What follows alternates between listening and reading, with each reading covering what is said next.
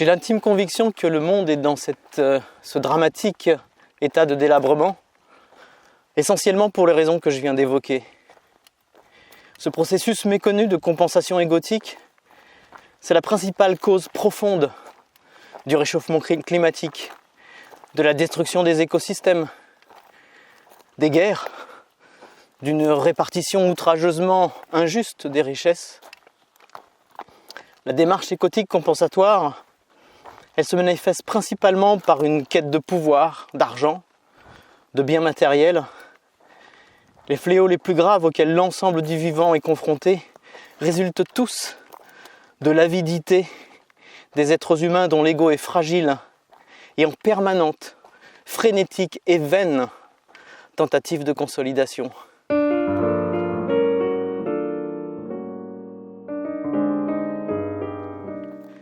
Je dis que cette tentative de consolidation est vaine parce que spontanément, notre attention ne se porte que sur la partie émergée de l'iceberg. Les manifestations tangibles, les symptômes, mais trop rarement les causes. Au regard de cette énorme fragilité égotique qui caractérise le genre humain, et en considérant les graves conséquences des dérives de nos égos, j'aurais pu conclure que l'être humain est extrêmement immature. Mais étonnamment, ce n'est pas ma conclusion. Je vois les choses autrement. Dans un livre qui m'a demandé plusieurs années de recherche, je me suis intéressé au processus de maturation de l'humanité. Je suis remonté très loin dans le temps et j'ai considéré plusieurs paramètres d'évolution, principalement deux. D'une part, l'évolution technologique et matérielle, et d'autre part, une évolution plus abstraite, disons psychologique et morale. Une autre manière de considérer les moyens et les modalités, d'une part, et les fins, le sens, d'autre part. Et par extension, l'avoir et l'être. Certains y verront peut-être aussi une confrontation du pouvoir et de la sagesse. Bref, les deux courbes sont exponentielles. Je les ai tracées avec ma petite main, donc elles n'ont pas une valeur scientifique. Elles résultent d'une analyse et d'une intuition que j'ai partagée dans un livre, dans des conférences, et enfin, dans ce film. Ok, la courbe en rouge décrit nos progrès techniques depuis la taille du silex jusqu'au smartphone. Cette courbe exponentielle, on y reconnaît facilement cette forte accélération qui date de l'ère industrielle. Mais la courbe verte me paraît beaucoup plus contestable. Elle est parfois contestée. Les idéalistes ont de bonnes raisons de se plaindre du rythme trop lent de ces évolutions.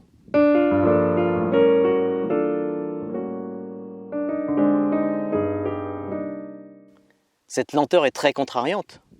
Mais on ne peut pas contester d'importantes évolutions telles que passer de la féodalité à des formes même imparfaites de démocratie.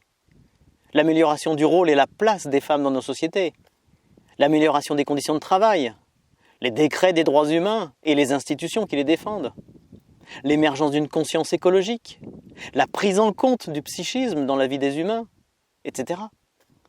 Bien que ça mérite débat dans ce monde perfectible, je pense fortement que cette courbe est également exponentielle. Mais son rayon de courbure est moindre. Le plus important dans la mise en perspective de ces deux types d'évolution, c'est peut-être l'écart qui croît entre les deux. Ce qui signifie que plus le temps passe, et plus nous avons à notre disposition des moyens puissants dont nous ne sommes pas aptes à contrôler l'usage. L'écart se creuse entre la puissance des engins et la capacité à les maîtriser. C'est comme si on confiait à un enfant les clés d'une Formule 1, mais confier à un adulte les clés d'une centrale nucléaire. Est-ce que c'est si différent ? Martin Luther King disait avec clairvoyance « Nous avons des missiles guidés et des hommes désorientés ». Rabelais dit à peu près la même chose. Science sans conscience n'est que ruine de l'âme.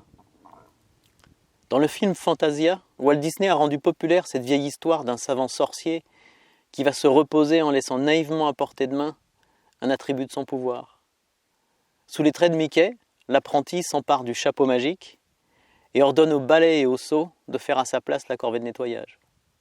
L'apprenti sorcier ne maîtrise rien et engendre des catastrophes. Tu penses que cette allégorie est représentative de l'humain du XXIe siècle ? Je la trouve très réaliste. Alors nous nous comportons comme des sales gosses qui jouent avec le feu.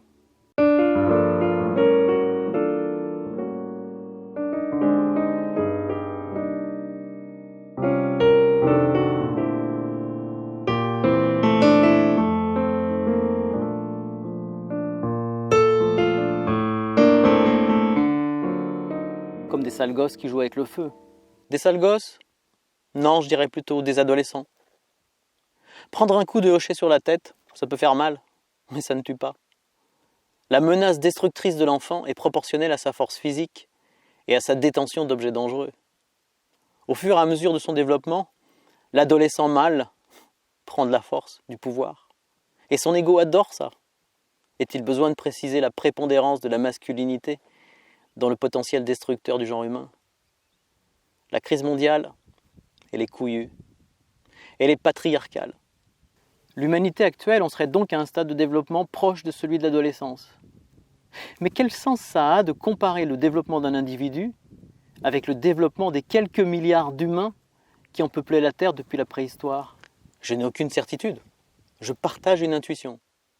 Et en poussant cette comparaison, j'ai suivi la logique de ce changement d'échelle.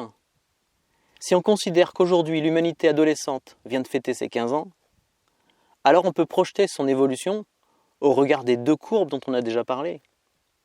Après l'adolescence, la puissance, le pouvoir d'agir sur le monde continue d'augmenter, mais pas indéfiniment, pas de façon exponentielle. En avançant encore en âge, on perd de la force.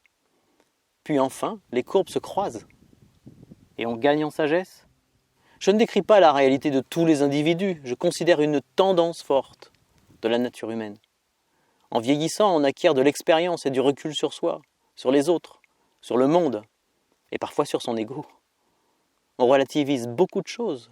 Il est clair que finir sa vie avec Alzheimer, ça peut sembler contredire le propos, mais cette tendance globale est bien réelle. Au cours du cycle complet d'une vie humaine, il y a une succession de croissance et de décroissance, ce qui fait de nous des êtres en cours de maturation. C'est très immature pour un adulte de dire qu'un ado est immature. L'enfant, l'adolescent, l'adulte, le vieillard sont tous des êtres en cours de maturation. Cette conscience d'une humanité adolescente, elle parvient parfois à calmer ma révolte. Parce que sur le mode limbique, je dois reconnaître que je nous juge très sévèrement. Mais ce regard, cette distanciation, me rend plus empathique avec ce que nous sommes. Et il nourrit en moi un relatif optimisme. Le monde change. Irrévocablement. Un nouveau paradigme émerge. Le capitalisme et le patriarcat sont moribonds. Et ceux qui en jouissent encore, aujourd'hui, pratiquent l'acharnement thérapeutique. Mais je n'ai aucun doute sur le fait qu'on se dirige vers un monde meilleur. Ce qui me rend parfois triste, ce qui suscite souvent en moi une grande colère, c'est le prix que certains payent pour cette douloureuse transition entre deux mondes. Quand j'entends mes amis écolos dire qu'on va droit dans le mur, je trouve ce propos très égocentrique. Le mur en question, ça fait des décennies qu'on l'a pris en pleine gueule. Mais la classe moyenne des sociétés matériellement riches n'est que très peu affectée par la violence de ce mur. Pourtant, dans le monde, surtout depuis ces 2 derniers siècles, des milliards de nos semblables souffrent ou crèvent sous les coups répétés de l'industrie agroalimentaire, sous le joug du néocolonialisme, sous le poids de la finance et de l'ultralibéralisme, sous le poids de la suprématie masculine.